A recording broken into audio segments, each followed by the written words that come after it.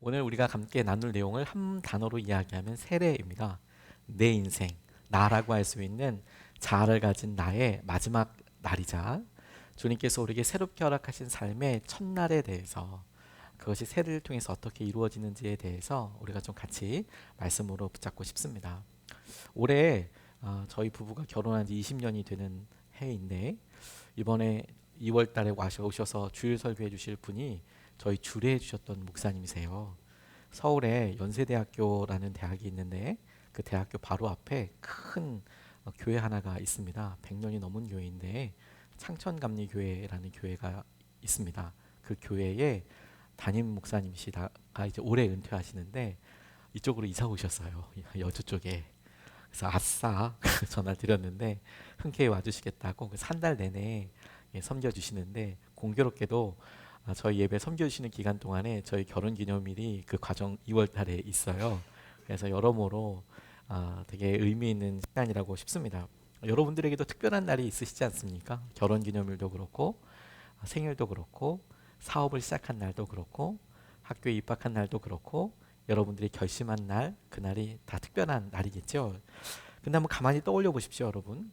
그런 결정을 하고 의미 있는 날을 맞이하는 것도 참 좋은데 그 의미 있는 날에 여러분들이 약속을 하고 그 약속대로 지켜나가는 시간은 또 다른 차원의 어려움이 맞닥뜨리게 된다는 사실을 우리가 여러 번 경험하게 됩니다. 저는 올해 저희 아이들에 대해서 아침에 바르다 주려고 결단을 했거든요. 몇 번 이제 고민을 하면서 작년에 이렇게 고민했었는데 하기 전부터 몇 번 고민을 해보고 할 수 있을까 하다가 그렇게 하자라고 이제 결심을 하고 아침에 이제 아이들 학교 바르다 주려고 그렇게 했어요. 결심할 때는 고민하고 하지만 그래 책임이 이 정도고 이런 정도의 분량이 필요하겠구나 이런 정도의 에너지가 들어가겠구나 다 예상하고 했지만 정작 1년을 그렇게 채워나가는데 만만치 않게 힘들었거든요. 갑작스럽게 생기는 일들도 있고 제가 힘든 날도 있고 하지만 결정을 하고 그게 특별한 어떤 결정이고 그 결정이 내가 끝까지 이루게 되는 데에는 이 결정이 가졌던 화려한 어떤 결심과 기대와는 또 다른 견딤과 책임과 또 인내의 시간이 분명히 필요하더라고요. 한 해 사역을 우리가 맡아봐도 기도하면서 내가 올 한해 이렇게 사역해야겠다라고 섬기기로 결정을 했는데 그때는 참 기쁨이고 그래 주님의 뜻이야 라고 생각에 듣고 그게 자연스러운 것이지만 그 결정이 흐르고 1년을 채워지는 데에는 믿음의 여러 변화와 역동과 결정이 필요한 시기들이 우리의 삶에 계속해서 찾아온다는 점을 우리가 좀 주목해 보고 싶어요.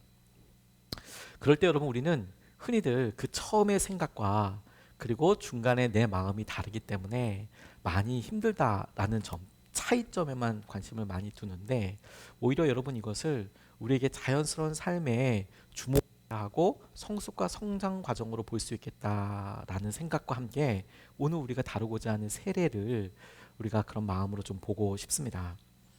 결혼 생활을 하다 보면 여러분 결혼을 할 때까지의 그 기쁨과 은혜가 있지만 실제 결혼식을 준비하는 것과 결혼이 진행되는 것은 결혼 생활이 유지되는 것은 또 다른 책임이잖아요. 세례가 딱 그래요. 주님을 내가 믿기로 결정하고 따르기로 했다라는 결정과 함께 그 마음을 붙잡고 유지해 나가는 데에는 적지 않은 에너지가 들거든요. 근데 그런 의미에서 우리의 마음에 여러분들 가운데에는 유아 세례를 받으신 분들도 계시고 세례를 언제 받았는지 잘 떠오르지 않은 분들도 계시고 또 근래의 세례를 받으신 분들도 계시고 다양하게 있지만 그것이 우리에게 갖게 되는 영적인 의미에 대해서 다시 한번 확인하고 믿음의 기초 위에 설 수 있으면 좋겠습니다. 세례가 우리에게 중요한 첫 번째 이유, 첫 번째 의미를 둔다면 이 세례는 우리에게 세리모니, 의식으로서 굉장히 중요한 의미를 갖습니다. 어떤 의미를 갖게 되는 의식과 세리모니냐? 오늘 우리가 읽었던 베드로전서 말씀을 보면 3장 21절 말씀에 이렇게 나와 있어요. 그 물은 지금 여러분을 구원하는 세례를 이미 보여준 것입니다. 이때 그 물은 이스라엘 백성들이 홍해를 건너갈 때 그 물이 우리를 구원하는 세례를 미리 보여준 것이다라고 설명하면서 세례의 정의를 이렇게 이야기하고 있어요. 세례는 육체의 더러움을 씻어내는 것이 아니라 예수 그리스도의 부활에 힘입어서 선한 양심이 하나님께 응답하는 것입니다고 이야기하고 있습니다. 세례의 형태가 물 안에 들어갔다가 다시 나오는 거니까 이 물 안에 들어갔다 나오는 모습을 보고 육체의 더러움을 마치 샤워하듯이 목욕하듯이 샤워를 하고 육체의 더러움을 씻어내는 정결하게 되는 것을 아는 행동을 말하는 것이 아니라 이 마음의 중요한 것은 하나님께서 우리에게 가지고 계신 계획에 대하여 우리가 선한 양심으로 주님을 따르겠다고 믿겠다라고 반응하는 것이다. 이런 내용입니다. 내가 하나님을 믿기로 결심했습니다. 결정했습니다. 결단했습니다. 라고 하는 것을 세례식 혹은 세례를 통해서 우리가 결정하고 하나님 앞에 고백 드리는 것이지요. 실제로 예수님을 따르는 사람들을 생각해 보면 자신이 예수님 앞으로 와서 내가 세례를 받았다라는 의미가 뭐냐면 이제는 내가 예수님의 제자로 살겠습니다. 예수님을 믿고 예수님의 말씀대로 살겠습니다 라고 사람들 앞에서 결심하고 사람들 앞에서 고백하는 의미가 있었거든요. 누구도 부인할 수 없는 문 안에 들어갔다 나오는 세례를 통해서 내가 알고 하나님이 알고 주위에 있는 사람들이 알게 되는 이 세 가지 중요한 차원이 있다는 겁니다. 다시 한번 여러분, 첫 번째로 중요한 게 뭐냐면 우리 자신이 스스로 알게 되는 거예요. 내가 이 일을 하나님께서 하시는 여러 믿음의 도전들에 대하여 우리의 선한 양심이 믿음으로 결정하고 반응해서 제가 지금서부터 이 세례를 통해서 이 결심을 통해서 주님을 따르겠습니다 라고 결심하고 결정한다는 거예요. 이게 첫 번째로 중요하다면 두 번째로 중요한 부분이 뭐냐, 하나님께도 중요하다는 사실에 대해서 우리가 잘 간과해요. 우리는 대부분 우리 스스로의 믿음이 어떤지가 중심입니다. 내가 지금 내 믿음에 대해서 어떻게 느끼는지, 몇 점을 줄 수 있는지, 혹은 다른 사람들에 대해서 하나님에 대해서 내가 어떻게 느끼는지, 하나님의 의미, 하나님의 뜻을 묻는다고 하지만 결국에는 내가 어떻게 하나님께서 내게 주시는 것을 느끼는지, 내 마음은 어떤지에 대해서 끊임없이 중심이 자신이에요. 자신. 그런데 여러분, 우리가 결혼 생활을 생각해 봐도 한 사람만 좋아서 결혼하는 경우는 없거든요. 서로가 동의가 되는 거 아니겠습니까? 하나님께서도 이 세례를 통해서 우리에게 결단하시고 약속하신 부분이 있다는 사실에 대해서 우리가 잘 이렇게 중요하게 생각하지 않아요. 간과하고 있는 게 있습니다. 우리가 설사 흔들리더라도 하나님께서 붙잡고 계신 영역들이 훨씬 더 크다라는 사실에 대해서 우리가 많이 잊어버립니다. 또 하나, 우리가 이렇게 바라보고 세례받는 것을 통해서 지금은 우리가 세례식이 진행되진 않지만 서로가 집사님, 권사님 이렇게 부르고 이야기할 때 서로 우리가 주님을 믿기로 결정한 사람들이라는 것을 직분과 혹은 서로가 믿음의 공동체 안에서 확인하는 일을 계속 하게 되죠. 이것이 세례라는 것이 갖게 되는 굉장히 중요한 의미들이라고 싶습니다. 우리의 선한 양심이 주님 앞에 고백하게 된다라고 이야기할 때 마가복음 16장 16절 말씀은 이렇게 우리에게 이야기해요. 믿고 세례를 받는 사람은 구원을 얻을 것이요 믿지 않는 사람은 정죄를 받을 것이다. 믿고 세례를 받는 사람들에게 구원이 있을 것이다 라고 하나님께서 약속하셨거든요. 그러니까 우리가 하나님을 믿겠습니다, 내가 주님 앞에 구원을 받았습니다, 내가 주님을 믿고 따르겠습니다 라는 것을 세례라는 행동을 통해서 하나님께서 하시는 것을 내가 선한 양심으로 고백하게 되는 거예요. 뿐만 아니라 여러분, 하나님도 우리에게 약속해 주세요. 마태복음 3장 16절에서 17절 말씀을 보면 예수님이 세례 받으셨을 때 이렇게 나옵니다. 예수께서 세례를 받으시고 곧 물에서 올라오셨다. 그때 하늘이 열렸다. 그는 하나님의 영이 비둘기같이 내려와 자기 위에 오는 것을 보셨다. 그리고 하늘에서 소리가 나기를 이는 내 사랑하는 아들이다, 내가 그를 좋아한다 하였다라고 설명하고 있습니다. 그 세례를 받았을 때 하나님의 마음이 예수님이 세례받고 나오셨을 때에 이렇게 보여지고 있는데, 나타나고 있는데, 이는 내 사랑하는 아들이고 이는 내가 기뻐하는 사람이다 라는 마음이 저와 여러분들이 세례를 받았을 때 하나님께서 갖고 계셨던 마음이고 하나님께서 우리에게 하셨던 약속입니다. 이 세례를 통해서 너희가 나의 자녀가 되고 나는 너희들이 기쁘다, 기뻐할 것이다 라고 하나님께서 우리에게 말씀해 주시는 것이죠. 다시 한번 여러분, 우리가 믿음 생활을 할 때 늘 우리 중심에서 내가 이렇게 생활하는데 나는 어떻게 느끼나? 나는 내 삶에 있어서 지루하고 힘들고 어렵다라는 것에 직면하게 될 때 늘 나 중심으로 생각을 하는데, 정작 하나님은 우리의 관계를, 우리의 삶을 어떻게 생각하시고 어떻게 붙잡고 계시는가, 이게 중요한, 삶의 엄청 중요한 부분이라는 거예요.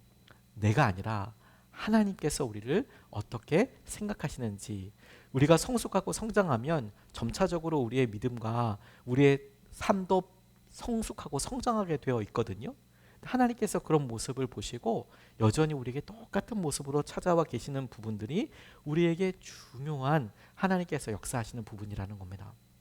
그런 의미에서 여러분, 우리가 우리의 구원받음과 우리가 하나님께서 누리고자 하시는 일에 대하여 우리가 조금만 더 하나님께 나아갈 수 있으면 좋겠어요. 여러분, 2024년도를 시작하시고 우리가 새롭게 시작된 우리들 마음에 기쁨과 혹은 새로운 결정에 대해서 이야기할 때, 그런 결정과 마음을 우리 자신의 과거의 어떤 모습과 비교해서 얼만큼이냐, 몇 퍼센트냐가 아니라, 하나님은 오늘 우리의 삶과 2024년의 우리의 삶에 대해서 어떤 기대와 마음을 가지고 계시는가. 세례는 우리가 했던 그 놀라운 과거의 약속과 결정을 통해서 오늘 그것이 우리 가운데 이루어지도록 이끌어가고 계신다라고 싶어요. 그런 의미에서 세례가 우리가 경험할 수 있고 우리가 주변에서 흔히 만날 수 있는 두 가지 중요한 예식으로서 우리에게 느껴지게 되고 새롭게 다가오게 되는데, 이것이 세례의 영적인 의미이기도 합니다. 첫 번째로, 세리모니로서, 의식으로서 이 세례가 우리에게 중요한 의미를 갖게 될 때 이 의식은 무엇이냐? 세례는 우리에게 장례식의 의미가 있어요. 우리가 죽었다라는 것이죠. 로마서 6장 3절과 4절 말씀을 보면 이렇게 증거하고 있습니다. 세례를 받아 그리스도 예수와 하나가 된 우리는 모두 세례를 받을 때에 그와 함께 죽었다는 것을 여러분은 알지 못합니까? 그러므로 우리는 세례를 통하여 그의 죽으심과 연합함으로써 그와 함께 묻혔던 것입니다. 그것은 그리스도께서 아버지의 영광으로 말미암아 죽은 사람들 가운데서 살아나신 것과 같이 우리도 또한 새 생명 안에서 살아가기 위함입니다 라고 세례에 대한 설명을 이야기하고 계시는데, 우리가 세례를 통해서 그리스도와 함께 죽었다라고 그렇게 설명하고 있습니다. 세례는 우리가 살아있는 장례식이라고 싶어요. 우리가 예수님을 믿고 따를 때, 주님, 제 마음속에 더 이상 저의 자아와 저의 생각대로 살지 않고 주님께서 제 안에서 사시고 주님께서 이끌으시는 대로 우리가 보고 싶습니다 라고 이야기할 때, 주님, 제가 죽었는데 왜 이렇게 날마다 살아 있습니까? 주님, 제가 죽었다고 생각했는데 왜 저는 이렇게 화가 나고 왜 참지 못하고 왜 이렇게 어려울까요? 그런 날은 없었나요? 라고 생각하기 쉽지만, 아니요, 우리가 세례받았던 그때에 하나님께서 우리를 죽었다라고 여겨주셨어요. 하나님께서 우리가 세례받았던 그때를 중심으로 해서 네가 죽은 것이다 라고 그렇게 약속해 주시고 우리에게 그것이 영적인 현실이라고 이야기하고 계신다라는 점을 우리가 좀 주목하고 싶습니다. 우리나라는 이 세례와 관련돼서 아주 독특한 그런 일화 한 가지를 가지고 있어요. 1885년에 우리나라의 최초의 선교사의 직임으로서 들어온 아펜젤러 선교사님과 언더우드 선교사님이 1885년 부활절에 제물포 앞바다에 첫 발을 내디디셨습니다. 물론 그 전에도 알렌이나 맥킨지나 다른 선교사님들이 계셨지만 그분들의 공식 직함은 외교관이나 의사였어요. 선교사로서 첫 번째로 들어오신 분은 아펜젤러, 언더우드 선교사님입니다. 각각 감리교, 장로교 선교사님이신데, 이분이 처음에 들어와서 1886년 겨울철에, 그러니까 1년 정도 지났을 그 겨울에 언더우드 선교사님에게, 서울에서 살고 있었던 그분에게 어떤 낯선 사람들이 찾아왔습니다. 처음 보는 사람들이었고 조선 사람들이었습니다. 당시만 해도 전도하는 것이 열려있지 않았기 때문에 당시 한양에서 어떻게 전도의 문을 열 수 있을까 고민하고 있었던 이 젊은 선교사에게 뜬금없이 조선 사람들이 찾아오니까, 한밤중에 찾아오니까 서로 굉장히 이렇게 좀 조심스럽지 않겠습니까? 특별히 선교사님한테는 좀 되게 두렵고 무슨 일인가 싶었던 그런 순간이었습니다. 이야기를 자초지종을 들어보니까 이분들이 황해도 장현군 소래라는 곳에서 올라온 분이었어요. 우리나라의 역사에 선교 역사의 특별한 점은 다른 나라와 달리 아주 유니크하고 독특한 점 한 가지가 있는데, 그것은 선교사님들 먼저 들어오기 전에 성경이 먼저 번역됐다라는 거예요. 일본의 요코하마라는 곳에서 이수정이라는 사람이 마가복음을 이렇게 번역을 했는데, 언더우드와 아펜셀러 선교사님이 처음으로 들어올 때 요코하마에서 번역된 한글 성경을 갖고 들어오셨어요. 선교사님들이 번역된 한글 성경을 갖고 들어왔어요. 해외에서. 뿐만 아니라 일본뿐만이 아니라 저 북쪽에서도, 만주나 저 북쪽에서도 그 이북의 말로 번역이 됐습니다. 그래서 1882년에 서상륜이라는 사람이 만주에서 세례를 받았는데, 그러면서 선교사님들과 도움 이렇게 하면서 쪽 복음이라고 해서 말씀이 이제 마태복음, 마가복음, 요한복음, 누가복음 이런 식으로 쪽 복음으로 번역이 되기 시작했고, 그 성경 말씀이 만주에서부터 한국으로 먼저 유입이 됐어요. 그리고 이 서상륜이라는 사람이 세례를 받고 의주, 솔레, 서울, 당시 한양을 오고 가면서 복음을 전하였습니다. 회심자가 생겼고요. 그들 가운데 세례를 받기 원하는 사람들이 있었어요. 이 교인들의 소원은 뭐였냐면, 선교사님들, 목사님들이 와서 자기에게 세례를 주는 것이 소원이었는데, 선교사가 들어왔다는 말을 소문으로 듣고 기다렸지만 자기 동네까지 안 올 것 같다는 생각이 들었던 거예요. 한양에만 머물러 있으니까. 그도 그럴 것이, 당시에는 선교사님들한테 여행 금지 법령이 있었거든요. 마음대로 여행을 못 다녔어요. 그러니 이 사람들이 기다리다가 찾아온 거였어요. 그런데 언더우드 선교사님 입장에서는 처음 보는 사람한테 어떻게 세례를 줄 수 있겠어요? 그래서 서로 그 자리에서 문답 같은 대화가 오고 갔습니다. 구원이 뭔지는 아냐, 예수님이 누군지는 아냐, 믿는다는 게 뭔지는 아냐. 아니, 그랬더니 이분들이 성경을 벌써 3년 전부터 꼼꼼히 열심히 읽어가면서 자기들끼리 성경 공부를 해서 가르쳐주는 사람이 없는데도 너무 잘 대답을 하는 거죠. 그래서 너무 깜짝 놀랐습니다. 왜냐하면 이분은 이제 막 교회를 연 것도 아니고 공동체가 선 것도 아닌데, 먼저 우리나라에 서 있던 소래라는 곳에 있는 소래교회, 우리나라 1호 교회이거든요. 우리나라 전체로 1호 교회, 소래교회의 교인들이 존재한다는 것도 너무 놀라운데, 그들이 이런 말씀을 갖고 있다는 게 너무 놀라워서 계속 의심스러운 눈으로 보니까, 아니 갑자기 옷을 주섬주섬 이렇게 벗더라는 거예요. 밤에 이 외국 사람들이 보기에 조선 사람들의 또 인상이 또 좀 너무 이렇게 좀 세 보이지도 않겠습니까? 근데 갑자기 옷을 벗으니까 너무 놀라서 섬뜩했는데, 갑자기 두루마기를 벗더니 등을 이렇게 돌더라는 거예요. 근데 깜짝 놀랐답니다. 왜냐하면 그 등에 나무 십자가가 이렇게 사람들마다 나무 십자가를 걸어서 이렇게 몸에다가 꽁꽁 묶고 있는 거예요. 등에다가, 허리에다가 나무 십자가를 그렇게 메고 왔다는 겁니다. 이게 뭐냐고, 도대체 이건 뭐냐고. 근데 이분들이 대답하기를, 소문에 한양에 선교사님이 왔다는 이야기를 듣고 자기들이 기다리다가 한양으로 세례를 받으러 가야겠다, 그런 마음이 들어서 출발하려고 하는데, 마침 말씀을 읽었는데 이렇게 나오더라는 거예요. 마태복음 16장 24절 말씀인데, 누구든지 나를 따르려거든 자기를 부인하고 자기 십자가를 지고 나를 쫓을 것이다. 자기를 부인하고 자기 십자가를 지고 쫓아야 된다. 근데 이분들이 생각하기에는 예루살렘이 자기들의 입장에서는 한양이잖아요. 한양으로 올라가는데, 예수님을 따르려거든 자기 십자가를 지고 따라가야 되는 거구나. 그래서 뒤에다가 나무 십자가를 다 매달아서 황해도에서부터 한양까지 걸어서 그 천리길을 걸어서 내려온 거예요. 걸어서. 근데 막 그렇구나라고 싶지만, 여러분 생각해 보세요.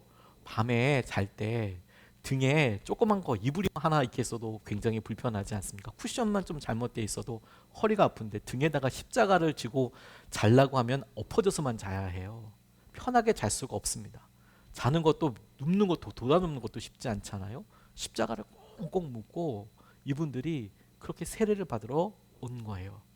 그 모습이 20대 중반에 언더우드 선교사님, 갓 신학교를 졸업하고 이 땅에 뜨거운 마음으로 온 선교사님에게 어떻게 비춰졌을지는 너무도 자명한 일이었습니다.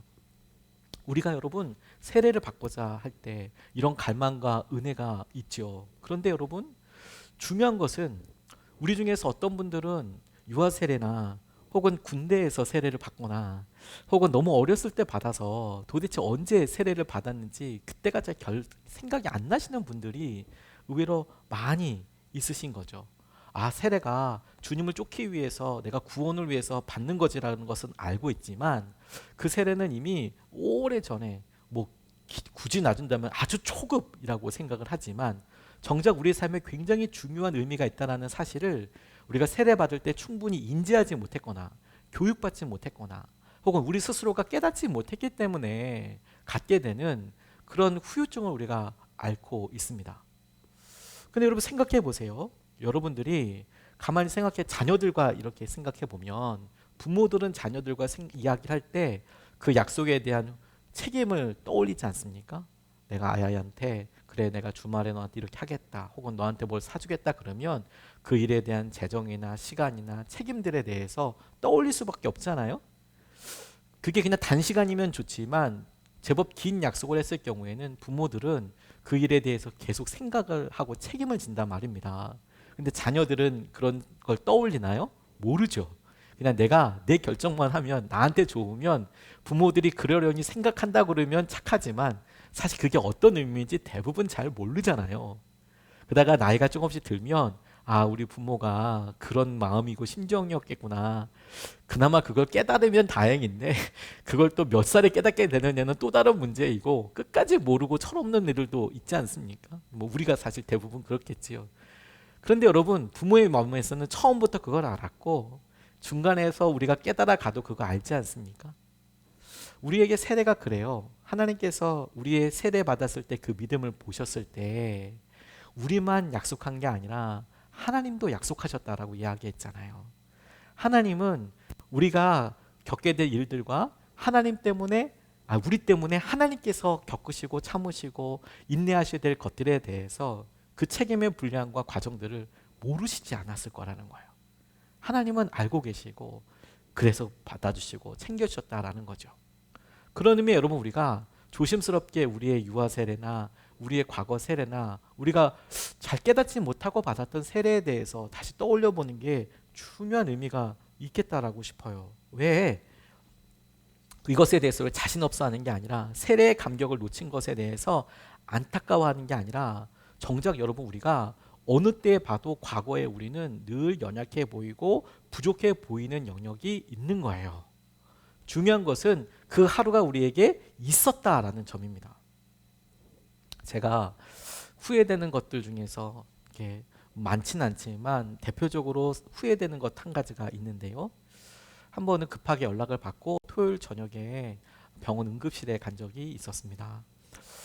아이가 그날 태어났는데 위독하다라는 거예요. 그래서 태어난 산부인과에서 급하게 큰 대학병원으로 이송되게 됐고 저한테 기도 부탁이 와서 밤이 늦었지만 차를 끌고 대학병원으로 갔습니다. 갔더니 그날 출산한 엄마가 그 앞에서 기다리고 있는 거예요. 여러분 그 엄마가 아이를 낳았는데 애가 아프니까 얼마나 다급한지 쉬어야 되잖아요. 출산분만 왔으니까 쉬어야 되잖아요. 쉬지도 못하고 그 중환자실 앞에 거기 대기하는 곳에 와 있는 거예요. 너무 안타깝죠. 아이가 위독했거든요. 그래서 이제 가서 두 분들한테도 이제 기도해드리고 어, 중환자실이 이렇게 있는데 이게 아무 때나 이게 잘그 면회가 되지 않습니다. 그래서 이제 가서 아이를 위해서 기도하면서 이제 중환자실 문 앞에 이제 손을 대고 당시 11시가 좀 넘었었기 때문에 손을 대고 하나님 이 아이를 살려달라고 하나님 붙잡아 달라고 일단 잘 호흡을 하고 수술이 될 수 있는 또 여러 여건들이 마련되게 해달라고 그렇게 기도하고 왔어요. 바로 아이가 너무 어렸기 때문에 너무 큰 수술은 할 수가 없었거든요. 근데 간절히 기도하고 그리고 밤에 다시 돌아오는 새벽에 너무 안타까운 문자를 받게 됐어요. 그 아이가 하늘나라에 가게 됐다라는 그런 문자였습니다. 너무 황망하고 안타깝기도 하고 그 엄마 어제 얼굴이 그 집사님 생각이 나서 안타까운 모습으로 갔다는 거 아닙니까? 아이이다 보니까 따로 입관이나 위로 예배나 발인 예배나 이런 거 없고 그날 아침에 바로 위로 예배이자 입관 예배이자 발인 예배를 이제 드리게 됐어요. 주일 아침이지만 제가 가서 예배를 인도하게 되었습니다. 너무 안타까우니까 여러분들 사정을 구하고 그렇게 인도했던 것이죠. 그런데 그렇게 하면서 제 마음속에 제일 많이 후회로 남아 있었던 게 뭐냐면, 이 아이한테 어저께 제가 왔었는데 세례라도 줬을 걸, 줄 걸. 그게 제일 마음속에 후회가 되더라고요. 밤이었지만 11시였지만 당시만 해도 임종이나 이제 이런 것들은 목회자가 들어갈 수 있거든요. 근데 제가 그 아이의 아버지가 아니니까 뭐 그렇게까지 얘기하지 못하고 내가 들어가서 애한테 기도를 해야 되나 이런 고민을 하다가 돌아갔었는데, 시간도 너무 늦었고 중환자실이고 아이도 어리고 그래서 돌아갔었는데, 그때 제일 장례를 이제 화장장까지 아이를 데리고 이렇게 가면서 예배하면서 어제 내가 얘를 만날 수 있었는데 얘한테 세례라도 줄 걸, 세례라도 줄 걸. 그게 제일 많이 후회가 되더라고요. 여러분 성경을 보면 사무엘은 어렸을 때 성전에서 하나님의 음성을 듣죠. 다윗은 어렸을 때 왕으로 기름 부음을 받습니다. 몇 살이라고 나와 있나요? 나와 있지 않습니다. 몇 살이면 우리가 인격적으로 주님을 만나나요? 그런 거 없습니다.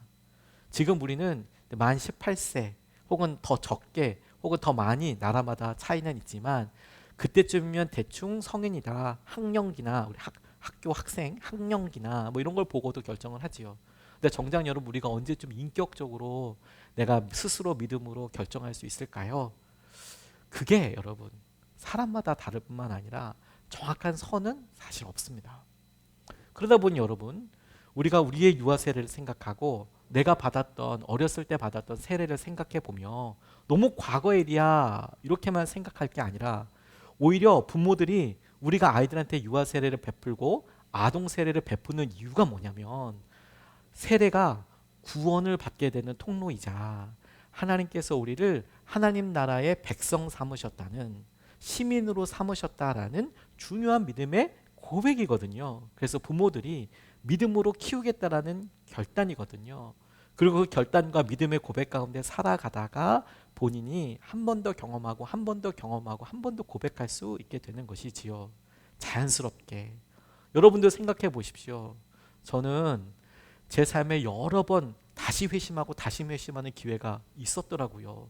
주님을 만났지만 목회할 때 혹은 하나님께서 놀라운 은혜를 주실 때 구원이 새롭게 업데이트되는 게 아니고, 여러분 주님께서 주신 놀라운 은혜와 역할과 서로의 마음이 바뀌어지는, 하나님을 향한 저의 마음이 바뀌어지는 때가 여러 번 있었더라고요.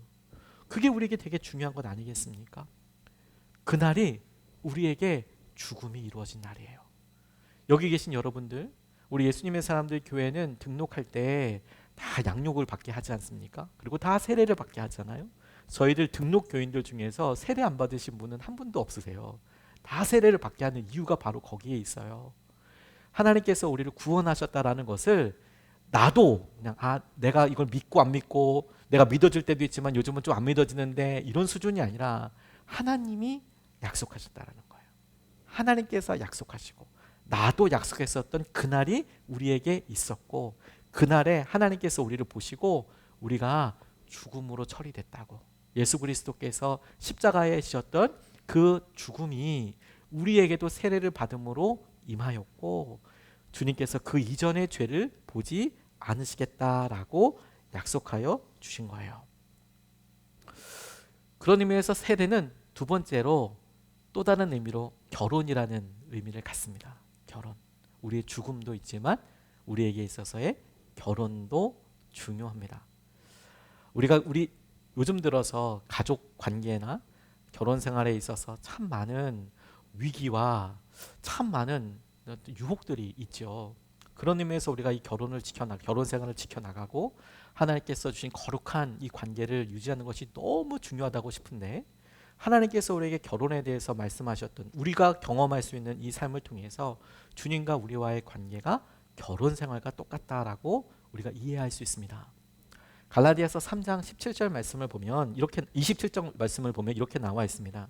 여러분은 모두 세례를 받아 그리스도와 하나가 되고 그리스도를 옷으로 입은 사람들이기 때문입니다. 이때 모두 세례를 받아 그리스도와 하나가 되었어요. 우리가 세례를 받을 때 그리스도와 예수님과 하나 되는 겁니다.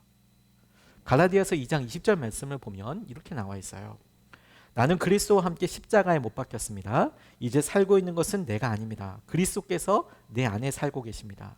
내가 육신 안에서 살고 있는 삶은 나를 사랑하셔서 나를 위하여 자기 몸을 내어주신 하나님의 아들을 믿는 믿음 안에서 살아가는 것입니다 고 이야기하고 있습니다. 내가 죽었는데 세례가 물에 들어갔다가 나오잖아요. 들어갈 때는 내가 죽었다라는 고백이고, 나왔을 때 내가 바로 죽는 건 아니지 않습니까? 육신에 입은 나는.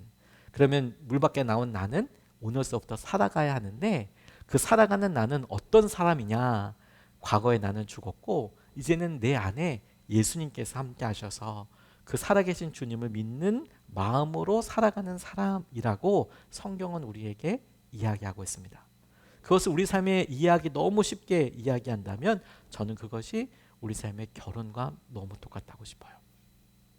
우리가 결혼이라는 어떤 마음의 결정, 사랑의 결정을 하고 난 다음에, 결혼하고 난 다음에 뭐 날개에서 갑자기 뭐 어깨에서 날개가 난다든지 엉덩이에 뿔이 난다든지 이런 건 아니지 않지 않습니까? 똑같지만 의미가 다 바뀌게 되잖아요. 관계가 바뀌고 우선순위가 바뀌게 되고, 우리에게 결혼은 참 많은 것들을 바꿔가게 합니다. 우리가 이제 죽었고 이제 살아가는 우리는 주님을 믿는 믿음으로 살아갑니다. 예수님께서 다시 오심을 이야기할 때, 그 다시 오실 때 교회를 예수님은 당신의 신부, 어린 양의 신부라고 이야기해요. 교회를 어린 양의 신부에서 신랑과 신부의 모습으로 설명합니다. 그러니까 교회가 하나님과의 친밀한 연합을, 예수 그리스도와 친밀한 연합을 나타내는 부부 관계라고 설명하고 있어요. 그런데 이 교회를 이룰 때 여러분, 누가 교회입니까?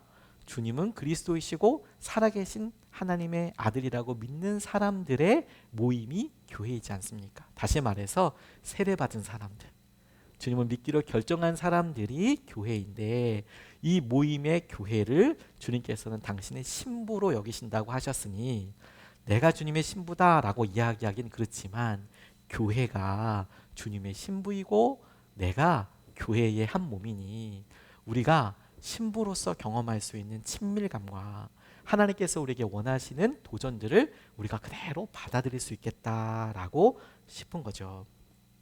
저에게 아내를 언제, 집사람을 언제 사랑하게 됐느냐고 묻는다면 저는 사실 좀 되게 여러 날이 있어요. 처음 봤을 때 좋았거든요. 처음 봤을 때 그때 내가 우리 집사람을 좋아하게 됐다, 이렇게 이야기해도 틀린 말이 아닙니다. 그런데 제가 처음으로 저희 집사람과 데이트했다는 날도 되게 중요했거든요. 그날도 제게 내가 우리 집사람을 좋아하게 된 날이라고 이야기해도 틀리지 않아요. 그런데 그때도 너무 좀 그렇다. 근데 제가 저희 집사람한테 고백한 날, 내가 당신을 정말 좋아하고 당신과 결혼하고 싶다고 고백했던 날도 제가 저희 집사람을 사랑했던 날이라고 해도 틀리지 않아요. 그런데 정확히 언제냐라고 물어본다면 사실 모두가 다 저한테 소중한 기억이기 때문에 어떤 날일까 싶은 그런 생각이 있더라고요. 그런데 제가 이렇게 흔들리고 생각하는 것 외에 저뿐만 아니라 여러분 모두가 동의할 수 있는, 제가 집사람을 우리가 함께 사랑했다라는 것을 확인할 수 있는 그 날이 우리에게 있어요. 언제일까요? 결혼식 날이죠. 결혼식 날. 그날은 양가 부모님 모셔두고 저희가 사랑한다고 사람들 앞에 다 회중에 모아놓고 그렇게 같이 기뻐했고, 그리고 그날 서로가 하나님 앞에서 약속했고, 그날은 의심할 바 없이 우리의 사랑이 집적된 날, 그 사랑의 날이 되지 않겠습니까? 여러분, 우리가 언제 구원 받았나요? 우리가 어렸을 때, 여름 성경학교 갔을 때, 혹은 우리가 부흥에 참석했을 때 일어나라고 해서 일어났을 수도 있고, 우리가 선교단체에 있었을 때 따라가서 사형리 같이 읽으면서 구원 받았을 수도 있고, 우리의 삶에 여러 번 회심과 여러 번 주님을 고백했던 날이 있을 거예요. 그런데 여러분, 그런 날에 도대체 언제 그럼 내가 구원 받았느냐라고 굳이 묻는다면, 우리에게 하나님께서 약속해 주신 날, 우리의 마음이 내가 인정할 만해가 아니라 하나님이 인정하시는 날, 그날은 세례 날인 거죠. 세례 날. 그게 우리 가운데 하나님께서 이루어진 결혼과 은혜가 시작된 날이라고 할 수 있어요. 그런데 여러분, 여기서 한 걸음 좀 더 나아가면 좋겠어요. 중세 군주들은 성주들은 참 어떤 묘한 의미로, 왜곡된 의미로 믿음이 참 좋았는데요. 이 사람들은 세례를 늦게 받았습니다. 왜 늦게 받았냐면 세례를 받고 나면 죄를 지으면 안 된다고 생각을 했고, 그리고 죄를 지으면 회개가 안 된다고 생각을 했기 때문에 죄를 죽기 전에 받았어요. 그러니까 세례를 죽기 전에 받았어요. 그게 어떻게 가능하냐? 집에 사제를 데려다 놨거든요. 성에다가. 사실 그렇게 시작이 됐어요. 사제를 집에다가 데려다 놨어요. 그래서 여행 갈 때도 같이 데리고 갔어요. 그래서 사제들이 함께 있었던 거예요. 죽기 바로 이제 죽으려고 그래. 이제 그러면 세례를 받았는데, 그렇게 한 이유가 뭐였냐면 자기가 있을 때는 바람도 펴야 되고 또 사람들도 정치적으로 죽일 수도 있고 전쟁도 되고 뭐 별의별 일 다 있잖아요. 그걸 안 하긴 싫은 거야. 안 할 수 없다고 생각한 거예요. 참 그 믿음이 그런 의미에서 되게 좋은 거예요, 사실. 그러니까 그건 해야겠는데, 근데 죄를 천국엔 가야겠고, 그러니까 그 옆에 세례 줄 수 있는 사제를 데리고 다니다가 죽기 바로 전에 세례를 얼른 받고 그리고 죽었어요. 임종 때 세례를 죽었어요. 어떤 면에서 진짜 정말 믿음이 있었던 사람일 수도 있을 것 같아요. 그 사람들이 구원을 받았느냐 안 받았냐, 이건 두 번째 문제이고, 그런 사람들도 있더라고요. 근데 여러분, 우리가 딱 그렇습니다. 결혼 생활의 중요한 점은 뭔지 아십니까? 결혼식에 골인하는 게 아니고요, 실제로는 행복한 결혼 생활 아닙니까? 결혼식에 골인, 결혼하는 그날, 달력에 동그라미 쳐준 그날을 넘어서는 게 우리의 목표가 아니고요, 그날은 정작 시작이고 그 다음부터 5년, 10년 혹은 50년, 심지어 100년 이루어질 수 있는 그날을 이끌어갈 그 힘 아닙니까? 결정 아닙니까? 근데 우리가 그것을 10년, 20년 따라가면 처음에 결혼했을 때 그 마음과 그 생각을 그대로 가지고 있느냐? 사실은 그렇지 않거든요. 우리가 중간에 아이도 낳고 이사도 하고 이직도 하고 혹은 어려운 시기도 겪고 사랑하는 부모님의 아픈 소천 소식도 있고 별의별 여러 대소사가 있지 않습니까? 그때마다 우리의 믿음이 바뀌고 마음이 바뀌어요. 똑같지 않죠. 근데 그럴 때 여러분, 우리의 삶의 중심이 뭐예요? 계속해서 친밀한 부부 생활이듯이 믿음 생활과 세례에 있어서 정말 중요한 건 뭐냐면 내가 그 친밀감을 지금 느끼고 있는가 하는 거예요. 친밀함. 그리고 그 친밀감을 느낄 때 늘 다시 돌아보게 되는 게 뭐냐면 내가 언제 시작했지? 그날이 언제인가? 마치 여러분, 우리가 결혼 반지를 만져보고 결혼 기념일에 동그라미 쳐서 기념하듯이 내가 세례받았던 그 믿음을 가지고, 그때는 내가 너무 연약하고 철도 없었고 아무것도 몰랐지만 아직 우리가 죄인 되었을 때 우리를 죽기까지 사랑하신 예수 그리스도의 그 놀라운 능력이 우리를 기다려주시고 만나주셨던 그때의 그 사랑이 지금도 여전하여서 그 사랑을 힘입어서 오늘 우리가 다시 일어설 수 있게 되는 거예요. 그게 여러분, 오늘 우리가 우리의 분주한 삶과 2024년도에도 자유함을 누리고 하나님께 은혜를 구할 수 있는 중요한 디딤돌이고 반석이 되는 것입니다. 하나님의 약속, 하나님의 일하심. 저는 세례할 때마다 제게 큰 감동을 주었던 한 집사님 한 분이 생각이 나요. 저희 같이 믿음 생활했던 분 중에서 그분께 제가 간증 나눠도 되냐고 물어보기도 했고, 그분이 그때 당시 얘기해 주셨기 때문에 제가 그분 이름을 이야기하고 간증을 나눠도 크게 신뢰가 아니다라고 싶어요. 그분께 허락을 맡았으니까요. 이분이 비혼모였습니다. 비혼모로서 아이를 낳았는데 본인이 원치 않는 아이를 이제 갖게 된 거죠. 그래도 저는 그 마음이 용기가 대단하다고 싶어요. 남편도 아니죠. 뭐 이렇게 아이가 생겼는데 모른 척하고 외면하는 그 남자, 그 매달릴 수 있는 상황도 아니고 아이를 가졌는데 용기를 내서 출산을 한 거예요. 대단한 용기라고 정말 싶습니다. 그리고 이 아이를 키우기로 결정을 한 거예요. 아직은 어리죠. 아직 어리고 그렇지만 아이를 키우겠다고 결심하고 나니까 여러 구체적인 힘든 일들이 막 생기지 않습니까? 육아를 어떻게 할 것이며, 그리고 이런 여러 방황하는 삶을 사는 동안 집에서는 완전히 끊어지게 됐어요. 도와주지도 않는 거예요. 연락도 하지 말라고 너는. 내어놓은 자식처럼 그렇게 어려운 시기를 살게 되었습니다. 그런데 여러 도움의 손길들과 그분을 사랑하는 여러 사람들 통해서 이분이 예수님을 경험하게 됐어요. 근데 이분의 삶이 얼마나 파란만장했을지 짐작하게 할 수 있는 중요한 포인트 하나가 있는데 이분의 이름이에요. 이름. 부모님이 이름을 지어주신 거 아니에요. 이분의 실명이 부모가 지어준 이름이 미움이었습니다. 미움. 헤이트, 싫어하다 할 때 그 미움 있잖아요. 내가 너 미워해 할 때 그 미움. 어떻게 부모님이 그렇게 이름을 지어주셨을까 싶잖아요. 근데 진짜 그게 그분의 이름이었어요.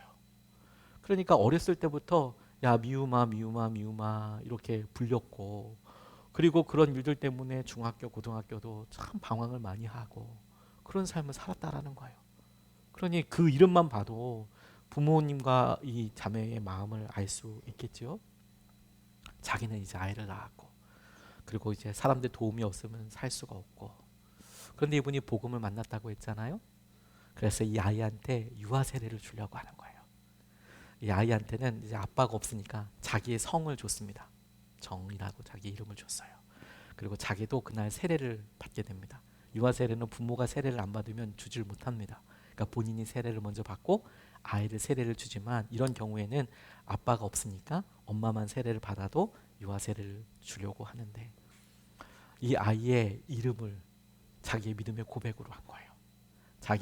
부모님은 자기한테 미움이라는 이름을 줬지만 자기는 자기 아들에게 평화라는 이름을 줬어요. 평화, 정평화라는 이름을 주고, 그리고 내가 예수님과 함께 오늘 죽고 다시 살겠다, 그런 고백을 하면서 세례를 받으시더라고요. 저도 그거 보고 너무 감동이고 펑펑 울었습니다. 근데 여러분, 그 평화가 지금은 다시 복귀했지만 저희 교회에서 막 뛰어들고 놀았다는 거 아닙니까? 저희 성전에서 그런 아이가, 평화가 같이 뛰어다니고, 그런 아이를 어떻게 혼낼 수 있으며 어떻게 안 예뻐할 수 있겠어요. 근데 제가 그때 같이 믿음 생활할 때 이렇게 보니까 이분이 여전히 도와주는 사람이 없으니까 아이 맡길 때나 또 방과후나 이럴 때 자기 마음대로 되는 게 아니지 않습니까? 그리고 여성 혼자서 직장을 얻으려고 하는데 이게 파트타임 잡도 힘든 거예요. 근데 외벌이잖아요. 남편이 없으니까. 그러니까 충분히 도울 수, 아이를 키워야 되는데 너무 힘들고 고단하고 알아주지도 않고 부모님이 도와주지도 않고, 그런 믿음 생활 여기서 저희들 같이 하는데 제가 봤어요. 아, 진짜 믿음은 여러분, 하나님께서 주신 놀라운 세례의 감동과 은혜도 중요하지만, 그런데 그 고백을 내가 하나님을 믿고 따르고 찾아가고 성숙하고 성장하고 따르는 그 믿음을 통해서 하나님께서 주신 놀라운 은혜를 붙잡아 누리며 나아가는 것이라는 것을 너무 중요하게 알았어요. 우리의 믿음, 우리의 마음, 여러분 다시 한번 우리의 수준과 생각으로 결정하면 안 됩니다. 그건 중요한 기준이긴 합니다. 그래서 우리의 마음의 심령의 회복을 놓고 기도하고 의지하는 것은 너무 중요한 믿음의 도전이고 앞으로도 계속 해야 할 바이지만, 우리가 조금만 더 믿음의 문을 열어서 먼저 우리가 받아들여야 될 것은 하나님의 약속, 예수 그리스도를 통해서 우리 가운데 이루어지게 된 놀라운 약속과 그 일을 통해서 우리에게 이루어진 내가 죽고 다시 사는 은혜가, 우리가 지금 봤을 때 세례 30년 전, 40년 전, 50년 전 내 이야기가 아니라, 그때 그 고백을 우리가 아직 어렸을 때 주님은, 동일하신 주님이 그때 우리 고백을, 그 어리석어 보이고 연약한 고백을 받으시고 지금까지 기다려주시고 기다려주시고 기다려주시고 기다려주셔서 여전히 동일한 마음과 사랑으로 붙잡아 주시는 그 은혜를 붙잡아서 오늘이 마치 우리가 세례를 받은 날처럼, 마치 오늘이 세례를 새롭게 받은 날처럼 내가 주님 안에 죽고 다시 사는 친밀감을 회복하게 되고 누리게 되는 그런 마음의 결단이 있게 되시기를 주님의 이름으로 도전합니다. 우리 같이 찬양하고 기도하고 싶습니다. 구주와 함께 나 죽었으니 구주와 함께 나 살았도다. 주님께서 우리 가운데 살아계시고 놀라운 주의 은혜로 함께하여 주시는데, 언제나 우리에게 새 생명 주시고 언제나 우리에게 능력이 되어 주십니다. 하나님께서 하시는 은혜와 마음을 이 시간에 고백하고 같이 기도하고 싶습니다. 나눔 제목 세 가지만 좀 알려드리고 싶습니다. 첫 번째 오늘 나눔 제목입니다. 오늘 속회 나눔 때 이렇게 좀 나눠보시면 좋겠습니다. 첫 번째로 당신은 언제 세례를 받았습니까? 혹시 그때 있었던 일들 중에서 생각나는 일이 있다면 무엇입니까? 희미하더라도 한번 생각해 보십시오. 유아 세례였다면 여러분들이 세례를 부모님들한테 어떻게 받았는지 한번 좀 생각해 보셨으면 나눠 보셨으면 좋겠습니다. 두 번째, 당신이 주님과 함께 죽었고 다시 살게 되는 믿음에 대해서 생각할 때, 내 과거나 내 죄에 대해서 우리가 죽었고 다시 사는 믿음에 대해서 생각할 때 가장 감사한 것 있으면 한 가지, 또 반드시 넘어야 된다고 생각하는 것이 있다면 한 가지 좀 나눠 보셨으면 좋겠습니다.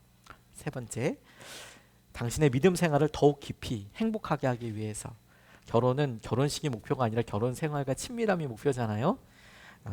믿음 생활을 더욱 깊이 행복하게 하기 위해서 순종해야 할 것이 있다면 무엇인지 한번 속해 나눌 때 나눠보시기 바랍니다.